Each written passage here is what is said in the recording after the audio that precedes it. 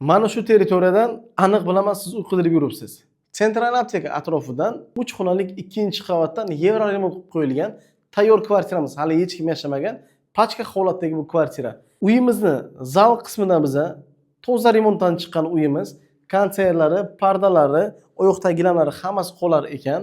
Eshiklari high-tech MDF eshiklardan iborat ekan. Keyingi spalnya va dets komnatasini ko'rib o'tamiz.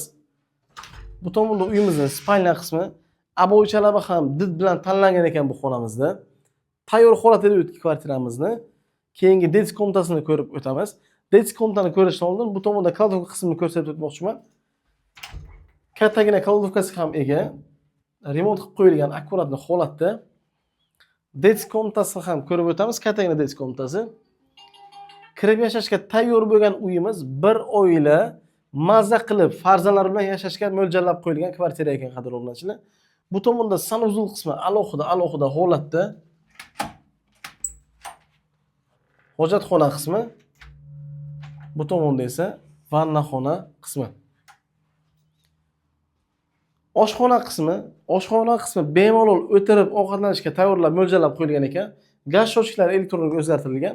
Bu tomonda uyimizni balkonchasi. Oshxona balkon ko'chgan, mana gaz plita, moykalari hammasi o'rnatib qo'yilgan ekan. Tayyor holatdagi kvartiramiz. Uyimiz hech qanaqa aybi yo'q. Aytib o'tganimizdek, kirib yashaladigan variant, narxi keladigan bo'lsak, $52,900. Ozroq summada kelishtirib arzon qilib beriladi. 2-qavat zavotoy etaj. Kelinglar, ko'ringlar. Chiroyli kvartiramiz egasiga aylaninglar. Lokatsiyani Hamkorbank yoki Nihol restoranida kelaverasizlar.